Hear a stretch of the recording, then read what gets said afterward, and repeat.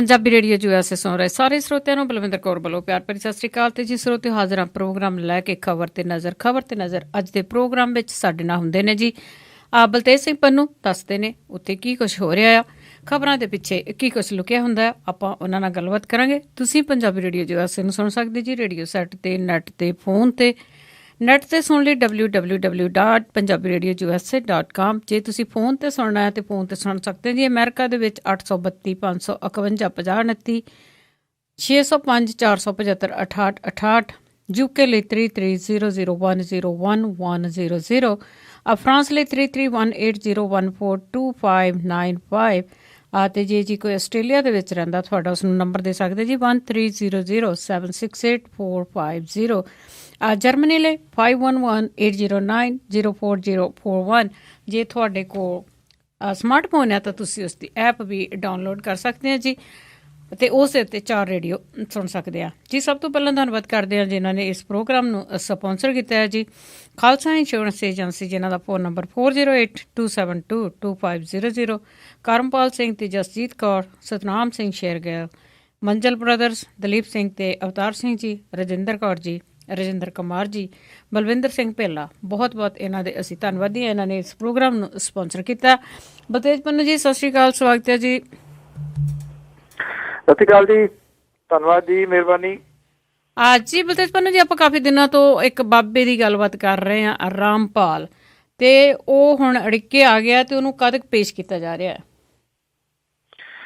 ਇਹਨੂੰ ਗ੍ਰਿਫਤਾਰ ਕਰ ਲਿਆ ਗਿਆ ਜੀ ਰਾਮਪਾਲ ਨੂੰ। ਕੋਈ ਇੱਥੇ ਭਾਰਤੀ ਸਮੇਂ ਮੁਤਾਬਕ 9:20 ਦੇ ਉੱਤੇ ਜਿਹੜੀ ਪੁਲਿਸ ਸੀਗੀ ਉਹ ਦਾਖਲ ਹੋਈ ਜੀ ਇਹਦੇ ਡੇਰੇ ਦੇ ਵਿੱਚ, ਔਰ ਉਹਨੂੰ ਅੰਦਰੋਂ ਜਿਹੜਾ ਜੀ ਫੜ ਕੇ ਲਿਆਂਦਾ ਜੀ, ਐਂਬੂਲੈਂਸ 'ਚ ਸੁੱਟ ਕੇ ਉਹਨੂੰ ਹਸਪੀਟਲ ਉਹਦਾ ਚੈੱਕਅਪ ਕਰਵਾ ਕੇ ਨਾਲ ਦੀ ਨਾਲ ਇਹ ਜਿਹੜਾ ਕਾਫਲਾ ਸੀਗਾ ਜੀ ਉਹ ਚੰਡੀਗੜ੍ਹ ਨੂੰ ਤੁਰ ਪਿਆ। ਰਾਤੋਂ ਰਾਤ ਜਿਹੜੇ ਸੀਗੇ ਜੀ ਇਹ ਚੰਡੀਗੜ੍ਹ ਪਹੁੰਚ ਗਏ ਨੇ। ਇੱਥੇ ਪੁਲਿਸ ਦੀ ਹਿਰਾਸਤ ਦੇ ਵਿੱਚ ਹੈ ਜੀ ਇਹ ਰਾਮਪਾਲ। ਜਿਹੜੇ ਉਹਦੇ ਸ਼ਰਧਾਲੂ ਕਹਿੰਦੇ ਸੀ ਉਹ ਬਿਮਾਰ ਹੈ, ਇੰਨੀ ਦੇਰ ਦੇ ਕੁਛ ਨਹੀਂ ਹੋਇਆ ਉਹਨੂੰ, ਉਹ ਚੰਗਾ ਭਲਾ ਅੰਦਰੋਂ ਜਿਹੜਾ ਲਿਆ ਕੇ ਗ੍ਰਿਫਤਾਰ ਜਿਹੜਾ ਪੁਲਿਸ ਨੇ ਕੀਤਾ। ਜਿਹੜੀ ਹਰਿਆਣੇ ਦੀ ਸਰਕਾਰ ਹੈ ਜੀ ਉਹਦੀ ਤਕੜੀ ਖਿਚਾਈ ਇਸ ਵੇਲੇ ਮੁਲਕ ਭਰ ਦੇ ਵਿੱਚ ਹੋ ਰਹੀ ਸੀ ਮੀਡੀਆ ਦੀ ਤਰਫੋਂ, ਕਿ ਉਹਦੇ ਕੋਲੋਂ ਇੱਕ ਬੰਦਾ ਨਹੀਂ ਫੜਿਆ ਜਾ ਰਿਹਾ ਜੀ, ਉਹ ਅੰਦਰੋਂ ਗੋਲੀਆਂ ਚਲਾਈ ਜਾਂਦੇ ਨੇ, ਪੈਟਰੋਲ ਪੰਪ ਸੁੱਟੀ ਜਾਂਦੇ ਨੇ, ਬਾਹਰ ਤਮਾਸ਼ਾ ਦੇਖੀ ਜਾਂਦੇ ਨੇ। ਇਹ ਕਿਹਾ ਜਾਂਦਾ ਜੀ ਕਿ ਜਿਹੜੇ ਗ੍ਰਹਿ ਮੰਤਰੀ ਨੇ ਰਾਜਨਾਥ ਸਿੰਘ ਹੋਰੀ, ਉਹਨਾਂ ਨੇ ਖੱਟਰ ਨੂੰ ਜਿਹੜਾ ਜੀ ਫੋਨ ਕੀਤਾ ਸ਼ਾਮ ਦੇ ਟਾਈਮ ਦੇ ਉੱਤੇ ਕਿ ਇੰਨੀ ਦੇਰ ਇਹਨੂੰ ਕਿਉਂ ਲੱਗ ਰਹੀ ਹੈ, ਤਾਂ ਪੁਲਿਸ ਜਿਹੜੀ ਸੀ ਇੱਕਦਮ ਫਿਰ ਉਹਨੇ ਤੇਜ਼ੀ ਫੜੀ। ਇਹ ਵੀ ਕਿਹਾ ਜਾਂਦਾ ਜੀ ਕਿ ਬਰਵਾਲਾ ਦੇ ਵਿੱਚ ਕਾਫੀ ਹੱਦ ਤੱਕ ਪੁਲਿਸ ਵਾਲੇ ਜਿਹੜੇ ਜੀ ਉਹਦੇ ਚੇਲੇ ਕਹੇ ਜਾਂਦੇ ਨੇ ਜੀ। ਔਰ ਦੂਸਰਾ ਇਹ ਹੈ ਜੀ ਕਿ ਕਿਉਂਕਿ ਡੇਰਾ ਇਹ ਤਾਂ ਹੈ ਨਹੀਂ ਗਾ ਜੀ ਕਿ 24 ਘੰਟਿਆਂ ਦੇ ਵਿੱਚ ਬਣ ਗਿਆ, ਇੰਨੇ ਸਮੇਂ ਦੇ ਵਿੱਚ ਇਹ ਪਨਪਿਆ, ਵੱਡਾ ਹੋਇਆ। ਇਹਨੂੰ ਸ਼ਹਿ ਜਿਹੜੀ ਆ ਉਹ ਰਾਜਨੀਤਿਕ ਲੋਕਾਂ ਦੀ ਰਹੀ ਆ ਜੀ, ਉਹ ਚਾਹੇ ਪਿਛਲੀ ਕਾਂਗਰਸ ਦੀ ਸਰਕਾਰ ਹੋਵੇ ਭੁਪਿੰਦਰ ਸਿੰਘ ਹੁੱਡਾ ਹੋਰਾਂ ਵਾਲੀ, ਤੇ ਚਾਹੇ ਮੌਜੂਦਾ BJP ਦੀ ਸਰਕਾਰ ਹੋਵੇ। BJP ਵਾਲੇ ਇਸ ਡੇਰੇ ਦੇ ਵਿੱਚ ਵੋਟਾਂ ਮੰਗਣ ਵੀ ਗਏ ਸੀ, ਤੇ ਕਿਤੇ ਨਾ ਕਿਤੇ ਤਾਂ ਸੌਫਟ ਕਾਰਨਰ ਜਿਹੜਾ ਉਹ ਰੱਖਦੇ ਸੀਗੇ, ਜਿਹਦੇ ਕਰਕੇ ਉੱਥੇ ਡਿਲੇ ਹੋਇਆ। ਜਦੋਂ ਰੌਲਾ ਪੈ ਗਿਆ ਫਿਰ ਜਾ ਕੇ ਇਹਨੂੰ ਜਿਹੜਾ ਦੀ ਫੜਿਆ ਗਿਆ। 6 ਲਾਸ਼ਾਂ ਜਿਹੜੀਆਂ ਉਹ ਬਰਾਮਦ ਕੀਤੀਆਂ ਗਈਆਂ ਨੇ, ਇੱਕ ਬੱਚੇ ਸਣੇ, ਬਾਕੀ ਲਾਸ਼ਾਂ ਜਿਹੜੀਆਂ ਔਰਤਾਂ ਦੀਆਂ ਨੇ। ਇਹਦੇ ਵਿੱਚੋਂ ਇੱਕ ਜਿਹੜੀ ਔਰਤ ਆ ਉਹ ਸੰਗਰੂਰ ਦੀ ਹੈ ਜੀ। ਜਿਹੜੇ ਵਹੀਕਲ ਨੇ ਉਹ ਅੰਦਰ ਸੜੇ ਹੋਏ ਲੱਭੇ ਨੇ, ਜਿਹੜੇ ਕਿ ਉਹਦੇ ਚੇਲੇ ਚਾਟਲੇ ਸੀ ਉਹਨਾਂ ਨੇ ਸਾੜ ਦਿੱਤੇ ਨੇ ਜੀ। 425 ਦੇ ਕਰੀਬ ਲੋਕ ਨੇ ਜਿਨ੍ਹਾਂ ਨੂੰ ਗ੍ਰਿਫਤਾਰ ਕੀਤਾ ਗਿਆ। 15,000 ਤੋਂ ਉੱਪਰ ਬੰਦਾ ਜਿਹੜਾ ਜੀ ਉਹ ਬਾਹਰ ਕੱਢਿਆ ਗਿਆ। ਉਹ ਆਪ ਹੀ ਆਏ ਨੇ ਹੱਥ ਖੜੇ ਕਰਕੇ, ਤੇ ਉਹਨਾਂ ਨੂੰ ਬੱਸਾਂ ਦੇ ਵਿੱਚ ਚੜਾ ਕੇ ਜੀ ਰੇਲਵੇ ਸਟੇਸ਼ਨਾਂ ਦੇ ਉੱਤੇ ਛੱਡ ਦਿੱਤਾ ਗਿਆ। ਇਹਨਾਂ ਦਾ ਕੋਈ ਬਹੁਤਾ ਕਸੂਰ ਨਹੀਂ ਸੀਗਾ। ਸੋ ਜਿਹੜਾ ਰਾਮਪਾਲ ਹੈ ਜੀ ਉਹਦਾ ਭਰਾ ਗ੍ਰਿਫਤਾਰ ਹੋ ਗਿਆ, ਉਹਦਾ ਮੁੰਡਾ ਗ੍ਰਿਫਤਾਰ ਹੋ ਗਿਆ, ਉਹਦਾ ਨਿੱਜੀ ਸੁਰੱਖਿਆ ਜਿਹੜਾ ਅਧਿਕਾਰੀ ਸੀਗਾ ਉਹਨੂੰ ਗ੍ਰਿਫਤਾਰ ਕਰ ਲਿਆ। ਉਹ ਆਪਣੀ ਸੈਨਾ ਬਣਾਈ ਬੈਠਾ ਸੀਗਾ, ਪਰ ਹਾਦਸੇ ਬਣ ਗਏ ਜੀ ਕਿ ਉਹ ਜਿਹੜੇ ਭੱਜੇ ਫਿਰਦੇ ਸੀ ਕਾਲੀਆਂ ਵਰਦੀਆਂ ਪਾ ਕੇ, ਉਹਨਾਂ 'ਚੋਂ ਕੋਈ ਲੱਭਿਆ ਹੀ ਨਹੀਂ ਮੁੜ ਕੇ। ਜਦੋਂ ਇਹਨੂੰ ਗ੍ਰਿਫਤਾਰ ਜਿਹੜਾ ਜੀ ਉਹ ਕਰਕੇ ਤੇ ਬਾਹਰ ਲਿਆਂਦਾ ਗਿਆ। ਇਹਦੇ ਉੱਤੇ ਹੁਣ ਕੱਲ ਕੁਛ ਦਿਨ ਦੇ ਟਾਈਮ ਨਵੇਂ ਮੁਕੱਦਮੇ ਦਰਜ ਕੀਤੇ ਗਏ ਨੇ, ਜਿਹਦੇ ਵਿੱਚ ਦੇਸ਼ ਧਰੋਹ ਦਾ ਮੁਕੱਦਮਾ ਤੇ ਦੇਸ਼ ਦੇ ਖਿਲਾਫ ਜੰਗ ਵਿੱਢਣ ਦਾ ਮੁਕੱਦਮਾ ਜਿਹੜਾ ਜੀ ਉਹ ਦਰਜ ਹੋ ਗਿਆ। ਸੋ ਲੱਗਦਾ ਹੈ ਜੀ ਕਿ ਰਹਿੰਦੀ ਉਮਰ ਹੁਣ ਦਾਲ ਪੀਊਗਾ ਜੀ ਜੇਲ੍ਹ ਦੀ। ਬਿਲਕੁਲ ਜੀ, ਜਿਸ ਤਰ੍ਹਾਂ ਤੁਸੀਂ ਕਿਹਾ ਕਿ ਡੇਰਾ ਇੱਕ ਦਿਨ ਦੇ ਵਿੱਚ ਨਹੀਂ ਬਣ ਗਿਆ, ਵਾਕਿਆ ਹੀ ਇਹ ਡੇਰਾ ਜਿਹੜਾ ਇੱਕ ਦਿਨ ਦੇ ਵਿੱਚ ਨਹੀਂ ਬਣ ਗਿਆ। ਕਹਿੰਦੇ ਪੁਲਿਸ ਦੀ ਮੌਜੂਦਗੀ ਦੇ ਵਿੱਚ ਹੀ ਅੰਦਰ ਬੱਸਾਂ ਦੀਆਂ ਬੱਸਾਂ ਭਰ ਕੇ ਜਾ ਰਹੀਆਂ ਸੀ, ਉਹਨਾਂ ਨੂੰ ਦਿਸ ਰਿਹਾ ਸੀ ਕਿ ਲੋਕ ਅੰਦਰ ਜਾ ਰਹੇ ਆ। ਤੇ ਅੱਗੇ ਗੱਲ ਕਰਦੇ ਹਾਂ ਜੀ, ਕੋਲਾ ਬਲਾਕਾਂ ਦੀ ਜਿਹੜੀ ਬੋਲੀ ਆ ਉਹ ਕਹਿੰਦੇ ਦੁਬਾਰਾ ਫਿਰ ਹੋਵੇਗੀ ਜੀ। ਇਹ ਜਿਹੜੇ ਰੱਦ ਕੀਤਾ ਗਿਆ ਸੀਗਾ ਜੀ ਕੋਲਾ ਬਲਾਕ, ਪਿਛਲੇ ਦਿਨਾਂ ਦੇ ਵਿੱਚ ਸੁਪਰੀਮ ਕੋਰਟ ਨੇ ਇਹ ਐਕਚੁਅਲੀ ਰੱਦ ਕੀਤੇ ਸੀਗੇ। ਸੋ ਇਹ ਹੁਣ ਜਿਹੜਾ ਜੀ ਦੁਬਾਰਾ ਤੋਂ ਇਹਨਾਂ ਦੀ ਜਿਹੜੀ ਹੈ ਜੀ ਖੁੱਲੀ ਬੋਲੀ ਜਿਹੜੀ ਉਹ ਕਰਾਈ ਜਾਊਗੀ ਜੀ। 11 ਫਰਵਰੀ ਦੇ ਨੇੜੇ ਤੇੜੇ ਕਰਾਈ ਜਾਊਗੀ। ਬਿਜਲੀ ਦਰਾਂ ਦੇ ਵਿੱਚ ਇਸ ਮਗਰੋਂ ਵਾਧਾ ਹੋਣ ਦੀ ਸੰਭਾਵਨਾ ਜਿਹੜੀ ਨਹੀਂ ਹੈ, ਕਿਉਂਕਿ ਸਰਕਾਰ ਇਹਦੇ ਬਾਰੇ ਕੁਝ ਨੇਮ ਜਿਹੜੇ ਆ ਉਹ ਨਵੇਂ ਤੈਅ ਕਰ ਰਹੀ ਹੈ ਜੀ। ਸੁਪਰੀਮ ਕੋਰਟ ਦੇ ਵੱਲੋਂ ਸਤੰਬਰ ਦੇ ਵਿੱਚ ਇਹਨਾਂ ਖਾਣਾਂ ਦੀ ਵੰਡ ਜਿਹੜੀ ਰੱਦ ਕੀਤੀ ਗਈ ਸੀ, ਉਹਦੇ ਵਿੱਚੋਂ ਕੁਝ ਦੀ ਨਿਲਾਮੀ ਜਿਹੜੀ ਹੈ ਜੀ ਅਗਲੇ ਸਮੇਂ ਦੇ ਵਿੱਚ ਹੋਊਗੀ। ਨਿਲਾਮੀ ਨਿਯਮਾਂ ਦੇ ਖਰੜੇ ਦੇ ਅਨੁਸਾਰ ਜਿਹੜੀ ਹੈ ਜੀ ਉਹ ਬਿਜਲੀ ਪੈਦਾਵਾਰ ਦੇ ਵਾਸਤੇ ਹੋਊਗੀ। ਕੋਈ ਵੀ ਕੰਪਨੀ ਜਿਹੜੀ ਮਿੱਥੀ ਗਿਣਤੀ ਦੇ ਬਲਾਕਾਂ ਦੀ ਬੋਲੀ ਜਿਹੜਾ ਉਹ ਦੇ ਸਕੂਗੀ। ਹੁਣ ਤੱਕ ਵੈਸੇ ਇਹੀ ਕਹਿਣ ਨੂੰ ਇਹ ਵੀ ਸਰਕਾਰ ਜਿੱਦਾਂ ਵੱਡਾ ਮਰਜ਼ੀ ਦਾਅਵਾ ਕਰੀ ਜਾਵੇ ਕਿ ਖੁੱਲੀ ਬੋਲੀ ਹੋਊਗੀ, ਪਰ ਲੈ ਤਕਰੀਬਨ ਉਹੀ ਜਾਂਦੇ ਨੇ ਜੀ ਜਿਹੜੇ ਮਾਫੀਆ ਜੀ ਇਹਨਾਂ ਦੇ ਵਿੱਚ ਵੱਡੇ ਲੋਕ ਨੇ ਜਿਹੜੇ। ਸੋ ਸਰਕਾਰ ਇਹ ਦਾਅਵਾ ਤਾਂ ਕਰ ਰਹੀ ਹੈ ਕਿ ਇਸ ਵਾਰੀ ਜਿਹੜੇ ਦੀ ਨਿਲਾਮੀ ਜਿਹੜੀ ਹੈ ਉਹਨੂੰ ਬਿਲਕੁਲ ਪਾਰਦਰਸ਼ੀ ਜਿਹੜਾ ਜੀ ਉਹ ਰੱਖਿਆ ਜਾਊਗਾ। ਕਿਸੇ ਨੂੰ ਪਤਾ ਹੀ ਨਹੀਂ ਲੱਗਦਾ ਜਿਹੜਾ ਮਾਤੜ ਉਹ ਕਿੱਥੋਂ ਲੈ ਸਕਦਾ ਜੀ ਕਿ ਇਹਦੇ ਕੋਲ ਜਿਹੜੇ ਬਲਾਕ ਨੇ ਉਹਨਾਂ ਦੇ, ਫਿਰ ਉਹੀ ਵੱਡੀਆਂ ਕੰਪਨੀਆਂ ਜਿਹੜੀਆਂ ਲੈ ਜਾਂਦੀਆਂ ਨੇ। ਹਾਂ, ਇੰਨਾ ਜ਼ਰੂਰ ਹੋਊਗਾ ਕਿ ਪਿਛਲੀ ਸਰਕਾਰ ਦੇ ਵੱਲੋਂ ਜਿਹੜੀ ਅੰਨਾ ਵੰਡੇ ਸੀਰਨੀ ਵਾਲੀ ਗੱਲ ਸੀ ਨਾ, ਮੁੜ ਆਪਣਿਆਂ ਨੂੰ ਸਸਤੇ ਭਾਅ ਦੇ ਉੱਤੇ ਜਿਹੜੇ ਦਿੱਤੇ ਗਿਆ ਸੀਗਾ ਜੀ, ਸ਼ਾਇਦ ਉਹ ਕੁਝ ਨਾ ਇਸ ਵਾਰੀ ਹੋਵੇ। ਸਰਕਾਰ ਜਿਹੜੀ ਹੈ ਜੀ ਉਹ ਇਹਦੇ ਤੋਂ ਮੁਨਾਫਾ ਵੀ ਕਮਾਉਣ ਦੀ ਰੌਂ ਦੇ ਵਿੱਚ ਹੈ ਇਸ ਵੇਲੇ। ਹਾਂਜੀ, ਤੇ ਅੱਗੇ ਗੱਲ ਕਰੀਏ ਭਾਜਪਾ ਨੇ, ਜਿਵੇਂ ਆਪਾਂ ਡੇਰਿਆਂ ਦੀ ਵੀ ਗੱਲ ਕੀਤੀ ਆ ਕਿ ਭਾਜਪਾ ਵਾਲਿਆਂ ਨੇ ਡੇਰਾ ਪ੍ਰੇਮੀਆਂ ਦੀ ਜਿਹੜੀ ਸੁਰੱਖਿਆ ਮੰਗੀ ਆ ਜੀ ਪੰਜਾਬ ਸਰਕਾਰ ਤੋਂ। ਜਿਹੜਾ ਤਰੁਣ ਚੁੱਘ ਹੈ ਜੀ, ਜਿਹੜਾ ਨੈਸ਼ਨਲ ਸੈਕਟਰੀ ਹੈ ਭਾਰਤੀ ਜਨਤਾ ਪਾਰਟੀ ਦਾ, ਉਹਨੇ ਇਹ ਕਿਹਾ ਜੀ ਕਿ ਪੰਜਾਬ ਦੇ ਵਿੱਚ ਡੇਰੇ ਦੇ ਜਿਹੜੇ ਪ੍ਰੇਮੀ ਨੇ ਤੇ ਸਿੱਖ ਜਥੇਬੰਦੀਆਂ ਦੇ ਵਿਚਾਲੇ ਜਿਹੜੇ ਟਕਰਾਅ ਹੋ ਰਹੇ ਨੇ, ਇਹਦੇ ਵਾਸਤੇ ਉਹਨਾਂ ਨੇ ਕਿਹਾ ਕਿ ਪੰਜਾਬ ਦੀ ਸਰਕਾਰ ਜਿਹੜੀ ਹੈ ਤੇ ਮੁੱਖ ਮੰਤਰੀ ਪ੍ਰਕਾਸ਼ ਸਿੰਘ ਬਾਦਲ ਤੁਰੰਤ ਇਹਦੇ ਵਿੱਚ ਦਖਲ ਦੇਵੇ। ਮੁੱਖ ਮੰਤਰੀ ਨੂੰ ਚਿੱਠੀ ਲਿਖੀ ਹੈ ਭਾਜਪਾ ਆਗੂ ਨੇ। ਉਹਨੇ ਕਿਹਾ ਕਿ ਸਰਕਾਰ ਕਾਨੂੰਨ ਵਿਵਸਥਾ ਦੀ ਜਿਹੜੀ ਸਥਿਤੀ ਆ ਉਹ ਕਾਇਮ ਰੱਖਣ ਤੇ ਆਪਸੀ ਭਾਈਚਾਰਾ ਜਿਹੜਾ ਬਣਾਈ ਰੱਖੇ, ਇਹਦੇ ਵਾਸਤੇ ਉਹ ਠੋਸ ਕਦਮ ਜਿਹੜੇ ਨੇ ਉਹ ਚੁੱਕੇ ਜਾਣ। ਉਹਨੇ ਇਸ ਚਿੱਠੀ ਦੇ ਵਿੱਚ ਲਿਖਿਆ ਜੀ ਕਿ ਜਿਹੜੇ ਡੇਰੇ ਦੇ ਪ੍ਰੇਮੀ ਨੇ ਉਹਨਾਂ ਨੂੰ ਆਪਣਾ ਪ੍ਰਚਾਰ ਕਰਨ ਤੋਂ ਰੋਕਣ ਦੀਆਂ ਘਟਨਾਵਾਂ ਜਿਹੜੀਆਂ ਉਹ ਚਿੰਤਾ ਵਾਲੀਆਂ ਨੇ। ਉਹਨਾਂ ਨੇ ਇਹ ਵੀ ਕਿਹਾ ਕਿ ਜਿਹੜੀਆਂ ਫਿਰੋਜ਼ਪੁਰ ਜ਼ਿਲ੍ਹੇ ਦੇ ਮਹਿਮਦੂਮਪੁਰ ਦੇ ਵਿੱਚ ਜਿੱਥੇ ਸਰਸੇ ਦੇ ਸ਼ਰਧਾਲੂ ਨਿਕਲੇ ਸੀਗੇ ਜੀ, ਉੱਥੇ ਜਿਹੜੇ ਸਿੱਖ ਭਾਈਚਾਰਾ ਜੀ ਉਹਨਾਂ ਨੇ ਧਾਰਮਿਕ ਸਮਾਗਮ ਰੋਕਣ ਦੀ ਕੋਸ਼ਿਸ਼ ਕੀਤੀ, ਨਿਹੱਥੇ ਲੋਕਾਂ ਦੀ ਕੁੱਟਮਾਰ ਕੀਤੀ। ਇਹ ਉਹਨੇ ਚਿੱਠੀ ਦੇ ਵਿੱਚ ਜਿਹੜਾ ਜੀ ਉਹ ਲਿਖਿਆ। ਤਰਨਤਾਰਨ ਦੇ ਵਿੱਚ ਘਟਨਾ ਵਾਪਰੀ, ਇਹਦੇ ਵਿੱਚ ਫਿਰੋਜ਼ਪੁਰ ਦੇ ਜੋਗੇਵਾਲਾ ਦੀ ਘਟਨਾ ਦਾ ਵੀ ਜਿਹੜਾ ਜ਼ਿਕਰ ਹੈ ਉਹ ਕੀਤਾ ਗਿਆ। ਇਹ ਤਾਂ ਗੱਲ ਸੱਚੀ ਹੈ ਕਿ ਪੰਜਾਬ ਦੇ ਵਿੱਚ ਜਿਹੜਾ ਡੇਰਾ ਪ੍ਰੇਮੀ ਤੇ ਸਿੱਖ ਜਥੇਬੰਦੀਆਂ ਦੇ ਵਿਚਾਲੇ ਜਿਹੜਾ ਜੀ ਟਕਰਾਓ ਜਿਹੜਾ ਉਹ ਦਿਨੋਂ ਦਿਨ ਵੱਧਦਾ ਜਾ ਰਿਹਾ ਹੈ। ਪਹਿਲਾਂ ਵੀ ਇੱਕ ਦਿਨ ਗੱਲ ਸਾਂਝੀ ਕੀਤੀ ਸੀ ਕਿ ਜਿਹੜੀਆਂ ਸਿੱਖ ਜਥੇਬੰਦੀਆਂ ਡੇਰਾਵਾਦ ਦਾ ਵਿਰੋਧ ਕਰਦੀਆਂ ਨੇ, ਉਹ ਠੀਕ ਹੈ, ਵਿਰੋਧ ਜਿਹੜਾ ਉਹ ਹੋਣਾ ਵੀ ਚਾਹੀਦਾ, ਪਰ ਕਮ ਸੇ ਕਮ ਇਸ ਮਾਮਲੇ ਦੇ ਉੱਤੇ ਉਹਨਾਂ ਨੂੰ ਆਪਣੀ ਜਿਹੜੀ ਸਥਿਤੀ ਹੈ ਨਾ ਜੀ ਉਹ ਸਪਸ਼ਟ ਕਰਨੀ, ਸਾਫ਼ ਕਰਨੀ ਬੜੀ ਜ਼ਰੂਰੀ ਹੈ। ਕਿਉਂਕਿ ਸਿੱਖ ਜਥੇਬੰਦੀਆਂ ਦਾ ਨਾਮ ਜਿਹੜਾ ਜੀ ਉਹ ਪਿਆ, ਹੁਣ ਕੌਣ ਆਉਂਦਾ ਆ ਕੇ ਗੋਲੀ ਚਲਾ ਕੇ ਜਿਹੜਾ ਜੀ ਉਹ ਭੜਕਾਹਟ ਪੈਦਾ ਕਰਕੇ ਚਲੇ ਜਾਂਦਾ ਜੀ, ਬਦਨਾਮ ਜਿਹੜਾ ਇਹ ਦੂਜਿਆਂ ਨੂੰ ਕਰਕੇ ਪਰਚੇ ਦਰਜ ਜਿਹੜੇ ਜੀ ਉਹਨਾਂ ਦੇ ਉੱਤੇ ਕਰਨਗੇ ਤੇ ਦੋਵੇਂ ਹੱਥੀ ਲੱਡੂ ਜਿਹੜਾ ਜੀ ਉਹ ਫਿਰ ਉਹਨਾਂ ਲੋਕਾਂ ਦੇ ਆਜੂਗਾ ਜਿਹੜੇ ਇਹ ਕਹਿੰਦੇ ਨੇ ਕਿ ਪੰਜਾਬ ਦੇ ਵਿੱਚ ਜੇਕਰ ਅਕਾਲੀ ਬੀਜੇਪੀ ਗੱਠਜੋੜ ਟੁੱਟਿਆ ਤਾਂ ਪੰਜਾਬ ਜਿਹੜਾ ਜੀ ਉੱਥੇ ਅਮਨ ਕਾਨੂੰਨੀ ਸਥਿਤੀ ਨੂੰ ਖਤਰਾ ਜਿਹੜਾ ਉਹ ਖੜਾ ਹੋ ਸਕਦਾ ਹੈ। ਖਤਰਾ ਉਹ ਖੜਾ ਕਰਨ ਦੇ ਵਾਸਤੇ ਪੂਰੀ ਕੋਸ਼ਿਸ਼ ਜਿਹੜੀ ਹੈ ਉਹ ਕਰ ਰਹੇ ਨੇ। ਬੇਸ਼ੱਕ ਜਿਹੜੀ ਚੁੱਘ ਹੋਰਾਂ ਦੀ ਇਹ ਚਿੱਠੀ ਹੈ ਉਹ ਇੱਕ ਪਾਸੜ ਚਿੱਠੀ ਜਿਹੜੀ ਆ ਉਹ ਕਹੀ ਜਾ ਸਕਦੀ ਹੈ, ਪਰ ਜਦੋਂ ਜਿਹੜੇ ਡੇਰੇ ਵਾਲਿਆਂ ਨੇ ਉਹਨਾਂ ਦੀ ਹਮਾਇਤ ਕੀਤੀ ਹੈ, ਸਪੋਰਟ ਕੀਤੀ ਆ, ਉਹ ਹਰਿਆਣੇ ਦੇ ਵਿੱਚ ਜਾਂ ਅੱਗੋਂ ਉਹਨਾਂ ਨੂੰ ਇੱਥੋਂ ਪੰਜਾਬ ਦੇ ਵਿੱਚ ਜਿਹੜੀ ਹਮਾਇਤ ਆ ਉਹਦੀ ਆਸ ਹੈ, ਇਸੇ ਆਸ ਦੇ ਵਿੱਚ ਉਹਨਾਂ ਨੇ ਇਹ ਜਿਹੜੀ ਆ ਉਹ ਚਿੱਠੀ ਲਿਖੀ ਹੈ। ਨਹੀਂ ਤਾਂ ਅਜੇ ਤੱਕ ਜਿਹੜੀ ਭਾਰਤੀ ਜਨਤਾ ਪਾਰਟੀ ਵਾਲੇ ਇਹ ਨੇਤਾ ਸੀਗੇ ਉਹ ਕਿੱਥੇ ਸੀਗੇ ਜੀ ਜਦੋਂ ਇਹ ਜਿਹੜਾ ਇਹਦਾ ਮੁਖੀ ਆ ਜੋ ਕੁਛ ਸਵਾਗ ਪਿਛਲੇ ਦਿਨਾਂ ਦੇ ਵਿੱਚ ਪੰਜਾਬ ਨੂੰ ਅੱਡ ਲਾਉਣ ਦੇ ਵਾਸਤੇ ਰਚਦਾ ਰਿਹਾ, ਔਰ ਉਹ ਉਸ ਬੰਦੇ ਦੀ ਪਿੱਠ ਦੇ ਉੱਤੇ ਖੜੇ ਹੋਏ ਨਜ਼ਰ ਆ ਰਹੇ ਨੇ ਜੀ, ਜਿਹਦੇ ਉੱਤੇ ਇਸ ਵੇਲੇ ਬਲਾਤਕਾਰ ਵਰਗੇ ਗੰਭੀਰ ਤੇ ਲੋਕਾਂ ਨੂੰ ਨਪੁੰਸਕ ਕਰਨ ਵਰਗੇ ਗੰਭੀਰ ਜਿਹੜੇ ਮਾਮਲੇ ਨੇ ਉਹ ਅਦਾਲਤਾਂ ਦੇ ਵਿੱਚ ਚੱਲ ਰਹੇ ਨੇ। ਅਦਾਲਤਾਂ ਪਹਿਲਾਂ ਉਹਨੂੰ ਬਰੀ ਕਰ ਲੈਣ, ਉਦੋਂ ਬਾਅਦ ਭਾਰਤੀ ਜਨਤਾ ਪਾਰਟੀ ਉਹਨਾਂ ਦੇ ਹੱਕ 'ਚ ਚਿੱਠੀਆਂ ਲਿਖੇ ਤਾਂ ਗੱਲ ਸਮਝ ਆਉਂਦੀ ਹੈ, ਪਰ ਕਿਉਂਕਿ ਜਿਹੜੀ ਆਪਾਂ ਜਿੱਥੋਂ ਸ਼ੁਰੂਆਤ ਕੀਤੀ ਸੀਗੀ ਇਹ ਵੋਟਾਂ ਦੀ ਰਾਜਨੀਤੀ ਹੈ। ਜਦੋਂ ਵੋਟਾਂ ਦੀ ਰਾਜਨੀਤੀ ਸਾਹਮਣੇ ਆਉਂਦੀ ਹੈ ਤਾਂ ਫਿਰ ਤਾਂ ਵੋਟਾਂ ਹੀ ਗਿਣੀਆਂ ਜਾਂਦੀਆਂ ਨੇ ਕਿ ਕਿੰਨੀਆਂ ਕਿਹਦੇ ਮਗਰ ਨੇ, ਤੇ ਉਹਨਾਂ ਨੂੰ ਲੱਗਦਾ ਕਿ ਡੇਰੇ ਵਾਲਿਆਂ ਤੋਂ ਵੱਧ ਵੋਟਾਂ ਮਿਲ ਸਕਦੀਆਂ ਨੇ ਜੀ। ਬਿਲਕੁਲ। ਤੇ ਅੱਗੇ ਗੱਲ ਕਰੀਏ ਜੀ, ਪੰਜਾਬ ਸਰਕਾਰ ਨੂੰ ਜਿਹੜੇ ਫੰਡ ਮਿਲਦੇ ਆ ਕੇਂਦਰ ਤੋਂ, ਤੇ ਉਹ ਵੀ ਪਤਾ ਲੱਗਾ ਕਿ ਉਹਨਾਂ ਨੇ ਉਹ ਜਿਹੜੇ ਫੰਡ ਆ ਹੋਰ ਦੀ ਹੋਰ ਥਾਂ ਹੀ ਵਰਤ ਰਹੇ। ਦੇਖੋ ਇਹ ਸਾਰਾ ਕੁਝ ਪਹਿਲਾਂ ਹੀ ਪਤਾ ਜੀ, ਸਭ ਨੂੰ ਪਤਾ ਹੈ ਕਿ ਇਹ ਜਿਹੜੇ ਪੰਜਾਬ ਸਰਕਾਰ ਹੈ, ਮੈਂ ਕਈ ਵਾਰੀ ਕਹਿ ਰਹੀ ਕਿ ਇਹ ਤਾਂ ਹਫ਼ਤਾਵਾਰੀ ਸਰਕਾਰ ਹੈ। ਸੋਮਵਾਰ ਨੂੰ ਜਿਹੜਾ ਪ੍ਰੋਗਰਾਮ ਬਣਦਾ ਕਿ ਅੱਜ ਪੈਸੇ ਕਿੱਥੋਂ ਚੁੱਕਣੇ ਆ, ਤੇ ਮੰਗਲਵਾਰ ਨੂੰ ਜਿਹੜੇ ਚੁੱਕੇ ਜਾਂਦੇ ਉਹ ਸੋਮਵਾਰ ਵਾਲਿਆਂ ਨੂੰ ਦੇ ਦਿੱਤੇ ਜਾਂਦੇ ਨੇ, ਜਿਹੜੇ ਬੁੱਧਵਾਰ ਚੁੱਕੇ ਜਾਂਦੇ ਆ ਉਹ ਫਿਰ ਮੰਗਲਵਾਰ ਵਾਲਿਆਂ ਨੂੰ ਦੇ ਦਿੱਤੇ ਜਾਂਦੇ ਆ। ਸੋ ਹਫ਼ਤਾ ਕੁ ਮਸਾਂ ਜਿਹੜਾ ਉਹ ਸਰਕਾਰ ਕੱਢਦੀ ਹੈ। ਪਤਾ ਸਭ ਕੁਝ ਹੈ। ਹੁਣ ਇਹ ਜਿਹੜੀਆਂ ਚੀਜ਼ਾਂ ਨੇ, ਕਿਉਂਕਿ ਅਕਾਲੀ ਬੀਜੇਪੀ ਦੇ ਵਿਚਾਲੇ ਤਰੇੜਾਂ ਨੇ, ਸਾਰਾ ਕੁਝ ਜਿਹੜਾ ਜੀ ਉਹ ਨਿਕਲਣਾ ਸ਼ੁਰੂ ਹੋ ਗਿਆ ਇੱਕ ਇੱਕ ਕਰਕੇ। ਚੰਗੀ ਗੱਲ ਹੈ, ਪਾਰਦਰਸ਼ਤਾ ਜਿਹੜੀ ਆ ਉਹ ਹੋਣੀ ਚਾਹੀਦੀ ਆ। ਲੋਕਾਂ ਨੂੰ ਪਤਾ ਤਾਂ ਲੱਗਣਾ ਚਾਹੀਦਾ ਨਾ ਜੀ ਕਿਹੜੇ ਤਰੀਕੇ ਦੇ ਨਾਲ ਇਹ ਚਲਾ ਰਹੇ ਨੇ, ਕਿਵੇਂ ਹੈਲੀਕਾਪਟਰ ਜਿਹੜੇ ਉਹ ਦੋ ਪਿਓ ਪੁੱਤ ਸਵੇਰੇ ਲੈਂਦੇ ਨੇ ਤੇ ਵੱਖ-ਵੱਖ ਇੱਕੋ ਹੀ ਸਮਾਗਮ ਦੇ ਉੱਤੇ ਜਾਣਾ ਹੁੰਦਾ ਹੈ, 2 ਹੈਲੀਕਾਪਟਰਾਂ 'ਚ ਜਾਂਦੇ ਨੇ। ਸੋ ਇੰਨਾ ਤਾਂ ਅਮੀਰ ਸੂਬਾ ਨਹੀਂ ਹੈਗਾ ਇਹ, ਸੂਬੇ ਦੇ ਤਾਂ ਇਸ ਵੇਲੇ ਧੂੰਆਂ ਨਿਕਲਿਆ ਪਿਆ, ਪਰ ਇਹਨਾਂ ਦੇ ਜਿਹੜੇ ਖਰਚੇ ਨੇ ਉਹਦੇ ਵਿੱਚ ਕੋਈ ਕਮੀ ਨਹੀਂ ਹੈ। ਹੁਣ ਇਹ ਪਤਾ ਲੱਗਾ ਜੀ ਕਿ ਪੰਜਾਬ ਸਰਕਾਰ ਨੇ ਲੋਕ ਸਭਾ ਚੋਣਾਂ ਦੇ ਵਾਸਤੇ ਜਿਹੜੇ ਕੇਂਦਰੀ ਫੰਡ ਆਏ ਸੀ 8 ਕਰੋੜ ਰੁਪਈਆ, ਉਹ ਹੋਰ ਹੀ ਕੰਮਾਂ ਦੇ ਵਾਸਤੇ ਵਰਤ ਲਏ ਜੀ। ਸਰਕਾਰ ਨੇ 5 ਕਰੋੜ ਰੁਪਈਏ ਦੇ ਫੰਡ ਜਿਹੜੇ ਸੀ ਉਹ ਚੋਣ ਦਫ਼ਤਰਾਂ ਨੂੰ ਜਾਰੀ ਨਹੀਂ ਕੀਤੇ।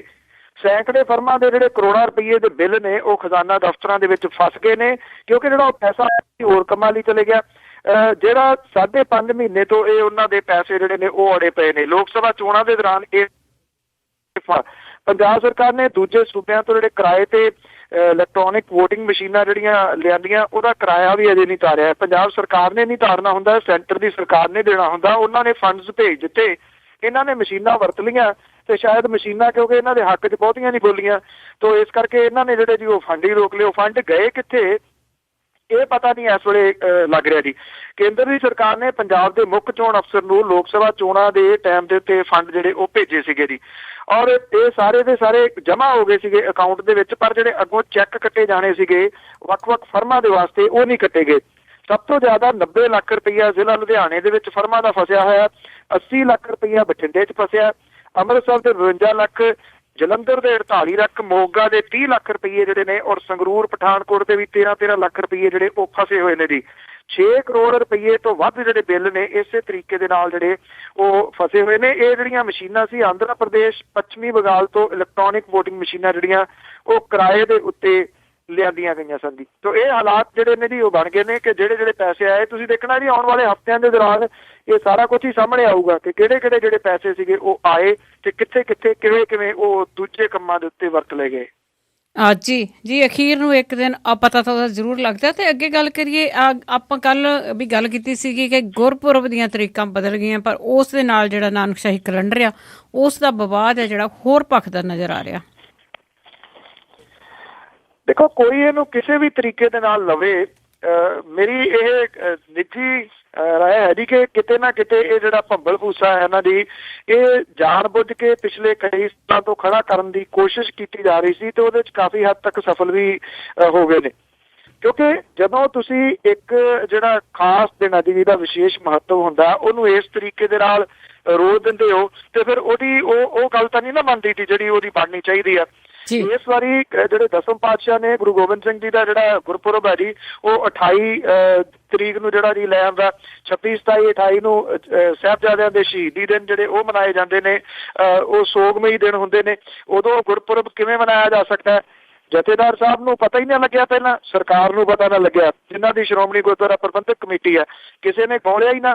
ਇਹ ਤਾਂ ਜਦੋਂ ਤਰੀਕਾਂ ਸਾਹਮਣੇ ਆ ਗਈਆਂ 2 ਹਫ਼ਤੇ ਪਹਿਲਾਂ ਜਿਹੜਾ ਸੀਗਾ ਨਾ ਜੀ, ਉਹ ਨਾਲ ਦੀ ਨਾਲ ਭੱਜ ਪਏ ਸਾਰੇ ਜਾਣੇ ਕਿ ਹੁਣ ਇਹਦਾ ਹੱਲ ਲੱਭੋ। ਜਥੇਦਾਰਾਂ ਦੀ ਮੀਟਿੰਗ ਲਾਈ, ਜਿਹੜਾ ਉਹਨਾਂ ਨੇ ਆਦੇਸ਼ ਗਿਆਨੀ ਗੁਰਬਚਨ ਸਿੰਘ ਹੋਰਾਂ ਨੇ ਜਾਰੀ ਕੀਤਾ ਆਦੇਸ਼, ਉਹ ਜੇ ਆਦੇਸ਼ ਨੂੰ ਧਿਆਨ ਦੇ ਨਾਲ ਪੜ੍ਹੋ ਤਾਂ ਉਹਦੇ ਵਿੱਚ ਨਵਾਂ ਭੰਬਲ ਭੂਸਾ ਜੀ। ਉਹ ਕਹਿੰਦੇ ਕਿ 7 ਜਨਵਰੀ ਨੂੰ ਇਹ ਜਿਹੜਾ ਜੀ ਮਨਾਇਆ ਜਾਵੇ ਤੇ ਇਹਦੇ ਸੰਬੰਧ ਵਿੱਚ ਪੰਜਾਬ ਸਰਕਾਰ ਜਿਹੜੀ ਆ ਉਹ ਕੇਂਦਰ ਦੀ ਸਰਕਾਰ ਨੂੰ ਵੀ ਚਿੱਠੀ ਲਿਖੇ ਕਿ ਛੁੱਟੀ ਜਿਹੜੀ ਆ ਉਹ 7 ਤਰੀਕ ਨੂੰ ਕੀਤੀ ਜਾਵੇ, 7 ਜਨਵਰੀ ਨੂੰ। ਨਾਲ ਦੀ ਨਾਲ ਅਗਲੀ ਲਾਈਨ ਦੇ ਵਿੱਚ ਉਹ ਲਿਖਦੇ ਨੇ ਕਿ ਜੇ ਸੰਗਤਾਂ 28 ਤਰੀਕ ਨੂੰ ਮਨਾਉਣਾ ਚਾਹੁੰਦੀਆਂ ਨੇ, ਇਹਦੇ ਉੱਤੇ ਪਾਬੰਦੀ ਕੋਈ ਨਹੀਂ ਹੈ। ਫਿਰ ਜੇ ਪਾਬੰਦੀ ਕੋਈ ਨਹੀਂ ਹੈ ਤੇ ਫਿਰ 7 ਤਰੀਕ ਕਿਉਂ ਮਿੱਥੀ ਗਈ? ਜੇ 7 ਤਰੀਕ ਮਿੱਥੀ ਗਈ ਆ ਤਾਂ ਇਹ ਆਦੇਸ਼ ਬੜਾ ਸਪਸ਼ਟ ਹੋਣਾ ਚਾਹੀਦਾ ਸੀਗਾ ਕਿ ਉਦੋਂ ਇਹ ਜਿਹੜੇ ਸ਼ਹੀਦੀ ਦਿਹਾੜੇ ਜਿਹੜੇ ਮਨਾਏ ਜਾਂਦੇ ਨੇ, ਜਿਹੜਾ ਸੋਗਮਈ ਦਿਨ ਹੁੰਦਾ, ਇਸ ਕਰਕੇ ਉਦੋਂ ਨਾ ਮਨਾਇਆ ਜਾਵੇ। ਸਟ੍ਰਿਕਟਲੀ ਜਿਹੜਾ ਸੀਗਾ ਉਹ ਹੋਣਾ ਚਾਹੀਦਾ ਸੀਗਾ। ਫਿਰ ਤੁਸੀਂ ਕੇਂਦਰ ਦੀ ਸਰਕਾਰ ਨੂੰ, ਪੰਜਾਬ ਸਰਕਾਰ ਨੂੰ ਛੁੱਟੀਆਂ ਤਬਦੀਲ ਕਰਨ ਦੇ ਵਾਸਤੇ ਕਿਉਂ ਕਹਿ ਰਹੇ ਹੋ? ਜਿਹੜੇ ਕੈਲੰਡਰ ਨੇ ਉਹ ਤਾਂ ਸਾਲ ਭਰ ਪਹਿਲਾਂ ਛਪ ਜਾਂਦੇ ਨੇ, ਇਹਦੇ ਉੱਤੇ ਗੌਰ ਹੀ ਨਾ ਕੀਤਾ ਜੀ ਕਿ ਇਹ ਕੀ ਕੁਝ ਜਿਹੜਾ ਆ ਰਿਹਾ। ਹੁਣ ਜਿਹੜੇ ਕੁਝ ਲੋਕ ਨੇ ਉਹਦੇ ਵਿਰੋਧ ਦੇ ਵਿੱਚ ਸਾਹਮਣੇ ਆਏ ਨੇ ਕਿ ਇਦਾਂ ਨਹੀਂ ਹੋਣਾ ਚਾਹੀਦਾ। ਇਹਦੇ ਵਿੱਚ ਹਰਵਿੰਦਰ ਸਿੰਘ ਸਰਨਾ, ਜੋਗਿੰਦਰ ਸਿੰਘ ਵਿਦਾਂਤੀ ਹੋਰੀ ਵੀ ਆਏ ਨੇ, ਬੀਬੀ ਕਿਰਨਜੋਤ ਕੌਰ ਆ ਜੀ, ਉਹਨੇ ਵੀ ਇਹ ਮੰਗ ਜਿਹੜੀ ਕੀਤੀ ਆ ਕਿ ਇਹਦੇ ਹਮੇਸ਼ਾ ਦੇ ਵਿਵਾਦ ਦੇ ਹੱਲ ਦੇ ਵਾਸਤੇ ਇਹਦੇ ਉੱਤੇ ਮੁੜ ਕੇ ਵਿਚਾਰ ਜਿਹੜਾ ਜੀ ਉਹ ਕੀਤਾ ਜਾਵੇ। ਉਹਨੇ ਕਿਹਾ ਕਿ ਸਿੱਖ ਕੌਮ ਜਿਹੜੀ ਹੈ ਜੀ, ਬੀਬੀ ਕਿਰਨਜੋਤ ਕੌਰ ਦਾ ਕਹਿਣਾ ਕਿ ਉਹ ਫੈਸਲਾ ਕਰੇ ਕਿ ਬਿਕਰਮੀ ਕੈਲੰਡਰ ਚਾਹੁੰਦੀ ਹੈ ਜਾਂ ਮੂਲ ਨਾਨਕਸ਼ਾਹੀ ਜਿਹੜਾ ਕੈਲੰਡਰ।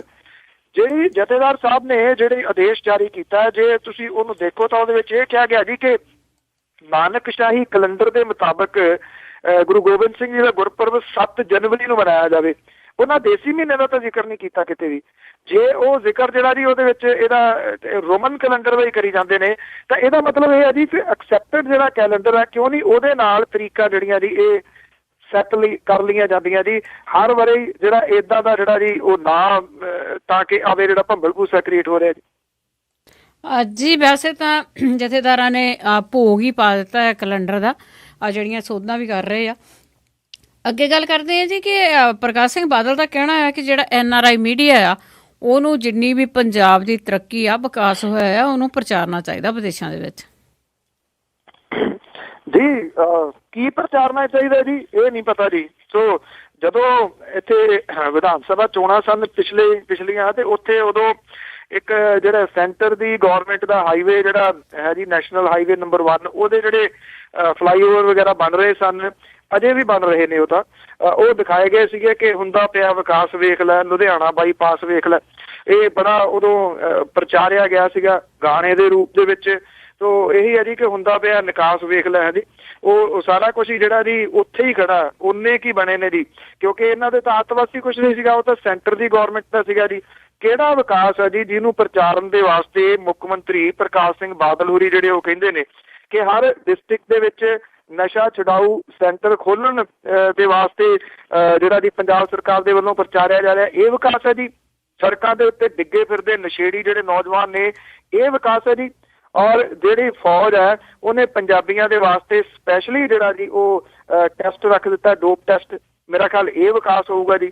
ਪੰਜਾਬ ਦੇ ਵਿੱਚ ਲਾਅ ਐਂਡ ਆਰਡਰ ਦੀ ਜਿਹੜੀ ਸਥਿਤੀ ਹੈ, ਛੋਟੇ ਛੋਟੇ ਬੱਚੇ ਚੁੱਕ ਕੇ ਮਾਰੇ ਜਾ ਰਹੇ ਨੇ ਅਗਵਾ ਕਰਕੇ, ਇਹ ਵਿਕਾਸ ਹੈ ਜੀ। ਇਹਨੂੰ ਪ੍ਰਚਾਰਿਆ ਜਾਵੇ।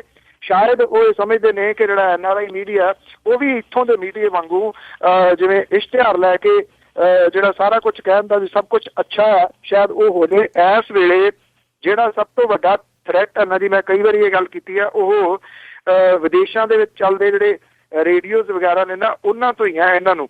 ਕਿਉਂਕਿ ਹੌਲੀ ਹੌਲੀ ਸਹੀ ਇੱਥੋਂ ਦੇ ਲੋਕਾਂ ਦੇ ਵਿੱਚ ਇਹ ਜਿਹੜੇ ਜੀ ਫੇਮਸ ਹੋਣੇ ਸ਼ੁਰੂ ਹੋਏ ਨੇ। ਮੈਂ ਤੁਹਾਨੂੰ ਬੀਤੇ ਹਫ਼ਤੇ ਦੀ ਇੱਕ ਛੋਟੀ ਜੀ 1 ਮਿੰਟ ਦੇ ਵਿੱਚ ਗੱਲ ਦੱਸਾਂ ਜੀ ਕਿ ਮੋਗੇ ਕਿਸੇ ਕੰਮ ਦੇ ਵਾਸਤੇ ਗਿਆ ਜੀ। ਉੱਥੇ ਕੋਈ ਸੱਜਣ ਸਨ ਜਿਹੜੇ ਜਿਨ੍ਹਾਂ ਨੇ ਉਹ ਦੇਖ ਲਿਆ, ਮੈਨੂੰ ਥੋੜਾ ਕੋਰਟ ਦੇ ਵਿੱਚ ਕੰਮ ਸੀਗਾ ਜੀ, ਉਹ ਬਾਹਰ ਖੜੇ ਰਹੇ, ਤਕਰੀਬਨ 1 ਘੰਟਾ ਲੱਗ ਗਿਆ ਜੀ। 1 ਘੰਟੇ ਬਾਅਦ ਉਹ ਮਿਲੇ। ਉਹਨਾਂ ਨੇ ਕਿਹਾ ਕਿ ਉਹ ਪੰਜਾਬੀ ਰੇਡੀਓ USA ਡੇਲੀ ਸੁਣਦੇ ਨੇ, ਸ਼ਾਇਦ ਫੇਸਬੁੱਕ ਦੇ ਰਾਹੀਂ ਉਹਨਾਂ ਨੇ ਪਹਿਚਾਣ ਲਿਆ ਜਾਂ ਨਹੀਂ। ਸੋ ਹੌਲੀ ਹੌਲੀ ਸਹੀ ਇੱਥੇ ਵੀ ਜਿਹੜਾ ਜੀ ਇਹ ਫੇਮਸ ਹੋਣਾ ਸ਼ੁਰੂ ਹੋਇਆ। ਜਿਉਂ ਨੈਟ ਆ ਗਿਆ ਜੀ, ਫਿਰ ਉਸ ਤੋਂ ਬਾਅਦ ਮੇਰਾ ਖਿਆਲ ਇਹਨਾਂ ਨੂੰ ਲੱਗਦਾ ਹੈ ਕਿ ਅਗਲਾ ਥ੍ਰੈਟ ਜਿਹੜਾ ਨਾ ਜੀ ਇਹਨਾਂ ਦੇ ਵਾਸਤੇ ਵਿਦੇਸ਼ੀ ਰੇਡੀਓ ਹੀ ਬਣਨੇ ਨੇ।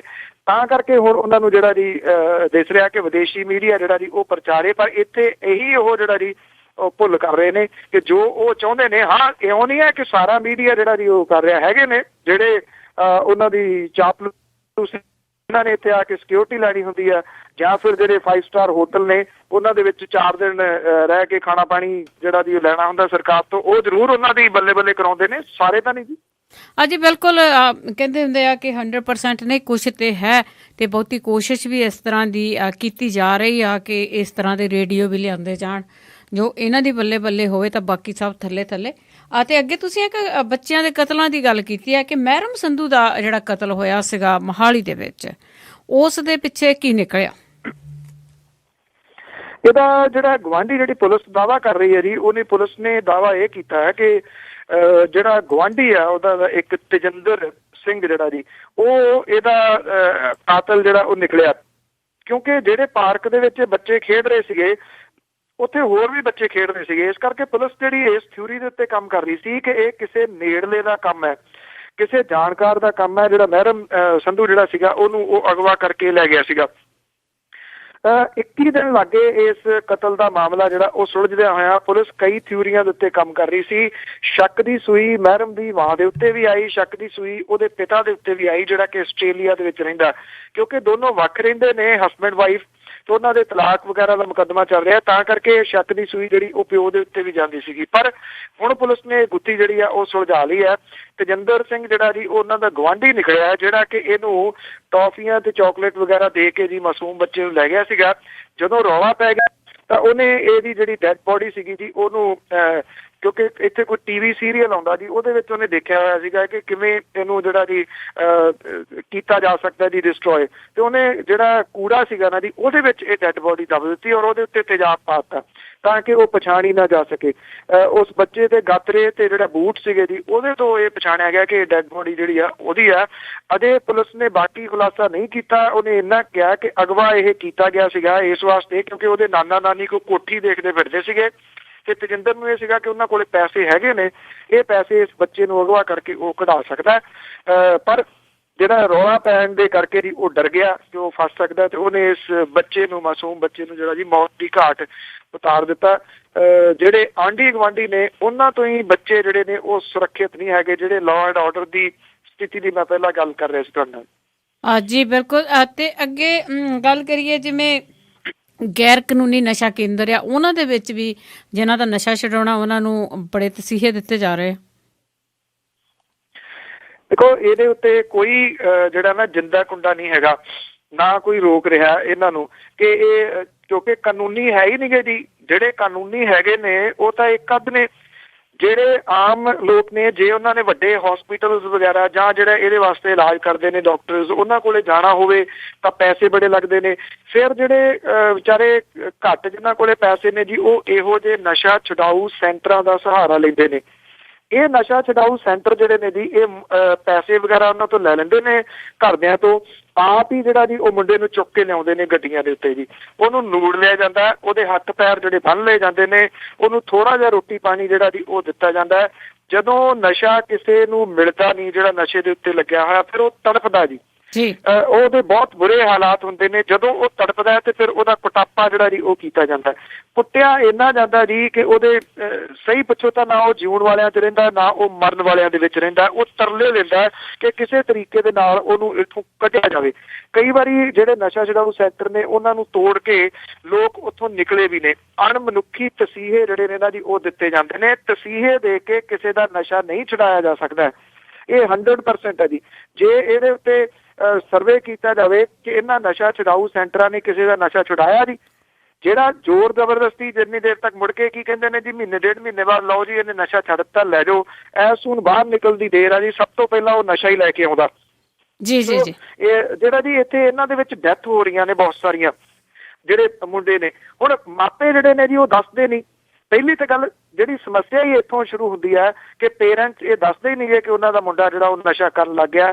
ਜਦੋਂ ਉਹ ਦੱਸਦੇ ਨਹੀਂ ਗੇ ਤੇ ਫਿਰ ਸਮੱਸਿਆ ਦਾ ਹੱਲ ਨਹੀਂ ਨਿਕਲਦਾ। ਉਹ ਇਹਨਾਂ ਨਸ਼ਾ ਛਡਾਊ ਸੈਂਟਰਾਂ ਦੇ ਵਿੱਚ ਧੱਕ ਦਿੰਦੇ ਨੇ ਮੁੰਡਿਆਂ ਨੂੰ, ਉੱਥੇ ਉਹਨਾਂ ਦਾ ਕੁਟਾਪਾ ਕੀਤਾ ਜਾਂਦਾ ਜੀ ਬਹੁਤ ਬੁਰੇ ਤਰੀਕੇ ਦੇ ਨਾਲ। ਕਿਉਂਕਿ ਜਿੰਨੀ ਦੇਰ ਤੱਕ ਤੁਸੀਂ ਇਹਨਾਂ ਨੂੰ ਸਮਝਦੇ ਹੋ ਕਿ ਨਸ਼ੇੜੀ ਨੇ ਕੋਈ ਹੱਲ ਨਹੀਂ ਹੈ, ਜਦੋਂ ਬਿਮਾਰ ਸਮਝੋਗੇ ਕਿ ਇਹ ਬਿਮਾਰ ਨੇ ਲੋਕ ਦਿਮਾਗੀ ਤੌਰ ਤੇ ਤਾਂ ਉਹਦਾ ਹੱਲ ਜਿਹੜਾ ਜੀ ਉਹ ਨਿਕਲ ਸਕਦਾ ਹੈ। ਇਹ ਨਹੀਂ ਹੈਗਾ ਕਿ ਇੱਥੇ ਇਲਾਜ ਇਹਦਾ ਹੈ ਨਹੀਂ ਗਾ। ਬਹੁਤ ਸਿਆਣੇ ਡਾਕਟਰ ਕੁਝ ਬੈਠੇ ਨੇ, ਉਹਨਾਂ ਕੋਲੇ ਰਸ਼ ਵੀ ਇੰਨਾ ਜੀ ਕਿ ਹਫਤਾ ਵੀ ਉਹਨਾਂ ਤੋਂ ਅਪੁਆਇੰਟਮੈਂਟ ਜਿਹੜੀ ਆ ਉਹ ਨਹੀਂ ਮਿਲਦੀ। ਪਰ ਉਹਨਾਂ ਦੀ ਅਪਰੋਚ ਜਿਹੜੀ ਹੈ ਜੀ ਆਮ ਲੋਕਾਂ ਦੀ ਅਪਰੋਚ ਉਹਨਾਂ ਤੱਕ ਨਹੀਂ ਹੈਗੀ। ਇਸ ਕਰਕੇ ਜਦੋਂ ਲੋਕ ਇਹਨਾਂ ਨਸ਼ਾ ਛਡਾਊ ਸੈਂਟਰਾਂ ਵੱਲ ਨੂੰ ਤੁਰਦੇ ਨੇ ਤਾਂ ਫਿਰ ਉੱਥੇ ਡੈਥ ਹੀ ਜਿਹੜੀਆਂ ਉਹ ਹੁੰਦੀਆਂ ਨੇ। ਅਕਸਰ ਹੀ ਡੈਥ ਜਿਹੜੀਆਂ ਉੱਥੇ ਹੋ ਰਹੀਆਂ ਨੇ ਔਰ ਕੁੱਟ ਕੇ ਉਹਨੂੰ ਜਿਹੜਾ ਜੀ ਇੱਕ ਤਾਂ ਮੋਗੇ ਦੇ ਨੇੜੇ ਇੱਕ ਹਾਦਸਾ ਵਾਪਰਿਆ ਜੀ, ਕੁੱਟ ਕੇ ਉਹਨੂੰ ਮਾਰ ਹੀ ਦਿੱਤਾ ਜੀ। ਰੌਲੀ ਦਾ ਰਹਿਣ ਵਾਲਾ ਸੀਗਾ ਇਹ ਔਰ ਇਹ ਮੁੜ ਕੇ ਉਹਦੀ ਲਾਸ਼ ਜਿਹੜੀ ਸੀ ਉਹ ਜੰਗਲਾਂ ਦੇ ਵਿੱਚ ਸੁੱਟ ਦਿੱਤੀ। ਇਹ ਤਾਂ ਇੱਕ ਮਾਮਲਾ ਜਿਹੜਾ ਸਾਹਮਣੇ ਆਇਆ, ਅਦਰਵਾਈਜ਼ ਦੇਖਿਆ ਜਾਵੇ ਤਾਂ ਬਹੁਤ ਸਾਰੇ ਮਾਮਲੇ ਨੇ। ਪੇਰੈਂਟਸ ਚੁੱਪ ਕਰਕੇ ਜਿਹੜੀ ਡੈਡ ਬੋਡੀ ਹੈ ਜੀ ਉਹ ਲਿਆ ਕੇ ਫੂਕ ਦਿੰਦੇ ਨੇ ਵੀ ਨਸ਼ਾ ਕਰਦਾ ਸੀਗਾ, ਨਹੀਂ ਛੱਡਿਆ ਗਿਆ, ਮਰ ਗਿਆ। ਜੀ ਤੇ ਜੀ ਮੇਰਾ ਆਖਰੀ ਸਵਾਲ ਹੋਊਗਾ ਕਿ ਜਿਵੇਂ UN ਨੇ ਰਿਪੋਰਟ ਦਿੱਤੀ ਹੈ ਕਿ ਭਾਰਤ ਦੇ ਵਿੱਚ ਹੀ ਜ਼ਿਆਦਾ ਲੋਕ ਆ ਜਿਨ੍ਹਾਂ ਦੇ ਕੋਲ ਕੋਈ ਬਾਥਰੂਮ ਜਾਣ ਦਾ ਯੋਗ ਪ੍ਰਬੰਧ ਨਹੀਂ, ਉਹ ਨੀਲੀ ਛੱਤ ਦੇ ਥੱਲੇ ਹੀ ਜਾਂਦੇ ਆ। ਜੀ ਇਹ ਜਿਹੜਾ ਜੀ UN ਦੀ ਰਿਪੋਰਟ ਹੈ ਐਕਚੁਅਲੀ ਡੇ ਦੇ ਤੌਰ ਦੇ ਉੱਤੇ ਮਨਾਇਆ ਜਾਂਦਾ 19 ਤਰੀਕ ਨੂੰ। ਸੋ ਉਸ ਦਿਨ ਇਹ ਜਿਹੜੀ ਰਿਪੋਰਟ ਆ ਉਹਨਾਂ ਨੇ ਜਾਰੀ ਕੀਤੀ ਆ ਕਿ ਤਕਰੀਬਨ ਤਕਰੀਬਨ 60 ਕਰੋੜ ਲੋਕ ਨੇ ਜੀ ਭਾਰਤ ਦੇ ਵਿੱਚ, ਜਿਹੜੇ ਅਜੇ ਵੀ ਜਿਹੜਾ ਜੀ ਉਹ ਜੰਗਲ ਪਾਣੀ ਦੇ ਵਾਸਤੇ ਖੁੱਲੀ ਛੱਤ ਜਿਹੜੀ ਹੈ ਜੀ ਉਹਦਾ ਇਸਤੇਮਾਲ ਕਰਦੇ ਨੇ। ਪ੍ਰਧਾਨ ਮੰਤਰੀ ਨਰਿੰਦਰ ਮੋਦੀ ਜਿਹੜੀ ਆਸਟ੍ਰੇਲੀਆ ਦੇ ਵਿੱਚ ਇਹ ਕਹਿੰਦੇ ਨੇ ਕਿ 2019 ਤੱਕ ਦੇਸ਼ ਦੇ ਵਿੱਚੋਂ ਖੁੱਲੇ ਜੰਗਲ ਪਾਣੀ ਜਾਣ ਦਾ ਵਰਤਾਰਾ ਜਿਹੜਾ ਜੀ ਉਹ ਬੰਦ ਕਰ ਦਿੱਤਾ ਜਾਊਗਾ ਜੀ। ਜਦੋਂ ਕਿ ਇੱਥੇ ਸਾਡੇ ਪੰਜਾਬ ਦੇ ਵਿੱਚ ਬੀਜੇਪੀ ਦੇ ਆਗੂ ਨੇ ਜਿਨ੍ਹਾਂ ਨੂੰ ਸਿਹਤ ਮੰਤਰਾਲਾ ਦਿੱਤਾ ਹੋਇਆ, ਜਿਆਣੀ ਸਾਹਿਬ, ਉਹਨਾਂ ਦਾ 2 ਦਿਨ ਪਹਿਲਾਂ ਦਾ ਬਿਆਨ ਸੀਗਾ। ਉਹ ਕਹਿੰਦੇ ਜੀ ਲੋਕਾਂ ਦੀ ਸਿਹਤ ਖਰਾਬ ਹੋਣ ਦਾ ਰੀਜ਼ਨ ਇਹ ਹੈ ਕਿ ਟਾਇਲਟ ਜਿਹੜੀਆਂ ਉਹ ਘਰੇ ਬਣਾ ਲਈਆਂ।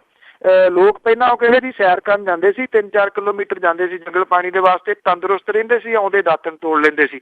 ਹੁਣ ਸੈਰ ਤੋਂ ਤਾਂ ਕਿਸੇ ਨੂੰ ਨਹੀਂ ਰੋਕਿਆ, ਸੈਰ ਤਾਂ ਉਹ ਉੱਦਾਂ ਵੀ ਹੁਣ ਵੀ ਕਰ ਸਕਦਾ, ਦਾਤਣ ਵੀ ਜੇ ਉਹ ਚਾਹੁੰਦੇ ਨੇ ਨਿੰਮ ਦੀ ਜਾਂ ਕਿੱਕਰ ਦੀ ਕਰਨੀ ਤਾਂ ਉਹ ਜਾ ਕੇ ਕਰ ਸਕਦੇ ਨੇ। ਇਹਦੇ ਨਾਲ ਟਾਇਲਟ ਨੂੰ ਕਿਵੇਂ ਜੋੜਿਆ ਜਾ ਸਕਦਾ? ਪਰ ਜਿਆਣੀ ਸਾਹਿਬ ਦੀ ਆਪਣੀ ਅਕਲ ਹੈ। ਜਿਹੜੀ ਇਹ UNO ਦੀ ਰਿਪੋਰਟ ਹੈ ਜੀ, ਉਹ ਇਹ ਕਹਿੰਦੀ ਹੈ ਕਿ ਦੁਨੀਆ ਦੇ ਘੱਟੋ ਘੱਟ 1 ਅਰਬ ਲੋਕ ਜਿਹੜੇ ਨੇ ਉਹ ਖੁੱਲੇ ਜਿਹੜਾ ਜੀ ਅਸਮਾਨ ਦੇ ਥੱਲੇ ਜਿਹੜੇ ਟਾਇਲਟ ਆ ਉਹਦੀ ਵਰਤੋਂ ਜਿਹੜਾ ਉਹ ਕਰਦੇ ਨੇ ਜੀ। ਇਹ ਜਿਹੜੇ ਇਹਦੇ ਵਿੱਚ ਪਾਕਿਸਤਾਨ ਦੇ ਤਕਰੀਬਨ ਲੋਕ ਨੇ ਜੀ 4 ਕਰੋੜ 10 ਲੱਖ, ਇੰਡੋਨੇਸ਼ੀਆ ਦੇ ਵਿੱਚ 5 ਕਰੋੜ 40 ਲੱਖ, ਔਰ ਨੇਪਾਲ ਦੇ ਵਿੱਚ 10 ਲੱਖ, ਚੀਨ ਦੇ ਵਿੱਚ 1 ਕਰੋੜ ਲੋਕ ਨੇ ਜੀ ਜਿਹੜੇ ਇਹ ਜਿਹੜੀ ਖੁੱਲੀ ਟਾਇਲਟ ਆ ਜੀ ਉਹਦਾ ਇਸਤੇਮਾਲ ਕਰਦੇ ਨੇ। ਅਫਰੀਕਾ, ਨਾਈਜੀਰੀਆ, ਇਥੋਪੀਆ, ਸੁਡਾਨ, ਕਾਇਜ਼ਰ ਤੇ ਮੋਜ਼ੰਬੀਕ ਨੇ ਜੀ ਜਿਹੜੇ ਇਸੇ ਤਰੀਕੇ ਦਾ ਵਰਤਾਰਾ ਉੱਥੇ ਵੀ ਚੱਲ ਰਿਹਾ। ਪਰ ਵਿਸ਼ਵ ਦੀ ਕਿਉਂਕਿ ਆਬਾਦੀ ਬਹੁਤ ਹੈ, ਆਬਾਦੀ ਤਾਂ ਚਾਈਨਾ ਦੀ ਪਹਿਲੇ ਨੰਬਰ ਦੇ ਉੱਤੇ ਆ, ਪਰ ਉਹ ਇਸ ਮਾਮਲੇ ਦੇ ਵਿੱਚ ਬਹੁਤ ਅੱਗੇ ਆ। ਉਹਨੇ ਜਿਹੜਾ ਜੀ ਇਹਦਾ ਪ੍ਰਬੰਧ ਯੋਗ ਜਿਹੜਾ ਉਹ ਕਰ ਲਿਆ ਹੋਇਆ, ਪਰ ਭਾਰਤ ਨੇ ਕੀਤਾ ਹੀ ਨਹੀਂ। ਸਾਡੇ ਜਿਹੜੇ ਲੀਡਰ ਪਹਿਲਾਂ ਪੱਤੇ ਪੁੱਤੇ ਜੇ ਖਿਲਾਰ ਕੇ ਮੁੜ ਕੇ ਝਾੜੂਆਂ ਦੇ ਨਾਲ ਉਹਨੂੰ ਸਾਫ਼ ਕਰਕੇ ਫੋਟੋਆਂ ਖਿਚਾਉਂਦੇ ਨੇ ਜੀ। ਇਹਨਾਂ ਨੂੰ ਇਹ ਪਤਾ ਹੀ ਨਹੀਂ ਕਿ ਇੰਨੇ ਲੋਕ ਜਿਹੜੇ ਨੇ ਉਹ ਜਾਂਦੇ ਨੇ ਬਹੁਤੀ ਦੂਰ ਕੀ ਆ। ਮੈਂ ਤਾਂ ਕਈ ਵਾਰੀ ਕਹਿੰਦਾ ਹੁੰਦਾ ਜੇ ਤੁਸੀਂ ਸਵੱਛ ਭਾਰਤ ਦੇ ਵਿੱਚ ਹਿੱਸਾ ਲੈਣਾ ਤਾਂ ਜਿਹੜੀ ਰੇਲਵੇ ਲਾਈਨ ਆ ਜੀ ਉੱਥੇ ਲੀਡਰਾਂ ਨੂੰ ਜਾ ਕੇ ਛੱਡਣਾ ਚਾਹੀਦਾ ਵੀ ਕਰੋ ਸਾਫ਼ ਜੀ। ਤੇ ਬਿਲਕੁਲ ਤੇ ਅਖੀਰ ਦੇ ਵਿੱਚ ਅੱਜ ਨਵਾਂ ਕਿ ਜਿਹੜੇ ਕਰਦੇ ਰਹੇ ਚਾਕਰੀ ਵਾਡਰਾ ਦੀ ਅਫਸਰ ਹੇਠ ਸ਼ਿਕੰਜੇ ਦੇ ਆਉਣਗੇ, ਜਿਹੜੇ ਕਰਦੇ ਰਹੇ ਚਾਕਰੀ ਵਾਡਰਾ ਦੀ ਅਫਸਰ ਹੇਠ ਸ਼ਿਕੰਜੇ ਦੇ ਆਉਣਗੇ ਹੀ ਕੀਤਾ ਸਿੱਧਾ ਸੰਕੇਤ ਜਿਹਾ ਭਾਜਪਾਈਆਂ ਇਹੋ ਜਿਹਿਆਂ ਦੀ ਦੌੜ ਲਵਾਉਣਗੇ। ਅੱਗੇ ਜਿਨ੍ਹਾਂ ਨੂੰ ਭਾਜੜ ਸੀ ਪਾਈ ਉਹਨਾਂ ਉਹੀ ਇਹਨਾਂ ਨੂੰ ਧਮਕੜੇ ਪਾਉਣਗੇ ਹੀ, ਮਦਦ ਕਰਨ ਲਈ ਸੱਦੋਖਾ ਸੋਨੀਆ ਨੂੰ ਉਡਾਉਣਗੇ। ਥਿੰਦੇ ਘੜੇ ਦੀ ਉਹ ਵੀ ਤਾਂ ਨਸਲ ਅੱਗੇ ਕਿਤੇ ਉਹ ਲੱਭ ਵਿਚੋਲਾ ਕੋਈ ਲੈਣਗੇ। ਥਿੰਦੇ ਘੜੇ ਦੀ ਉਹ ਵੀ ਨਸਲ ਅੱਗੇ ਕਿਤੇ ਉਹ ਲੱਭ ਵਿਚੋਲਾ ਕੋਈ ਲੈਣਗੇ ਹੀ, ਕੁੰਡੀ ਪਾਉਣਗੇ ਨਵੀਂ ਸਰਕਾਰ ਅੰਦਰ, ਨਵੇਂ ਹਾਕਮ ਦੇ ਪੈਰੀਂ ਫਿਰ ਪੈਣਗੇ। ਬਹੁਤ ਬਹੁਤ ਧੰਨਵਾਦ ਬਲਤੇਜ ਪੰਨੂ ਜੀ। ਥੈਂਕ ਯੂ ਜੀ। ਸਤਿ ਸ਼੍ਰੀ ਅਕਾਲ ਜੀ। ਸਤਿ ਸ਼੍ਰੀ ਅਕਾਲ ਜੀ। ਸਰੋਤੇ ਇਹ ਸਨ ਬਲਤੇਜ ਪੰਨੂ ਜੋ ਸਾਡੇ ਨਾਲ ਜੁੜਦੇ ਨੇ। ਸਾਰੇ ਹੀ ਸਰੋਤਿਆਂ ਨੂੰ ਬਲਵਿੰਦਰ ਕੌਰ ਵੱਲੋਂ ਵੀ ਪਿਆਰ ਭਰੀ ਸਤਿ ਸ਼੍ਰੀ ਅਕਾਲ।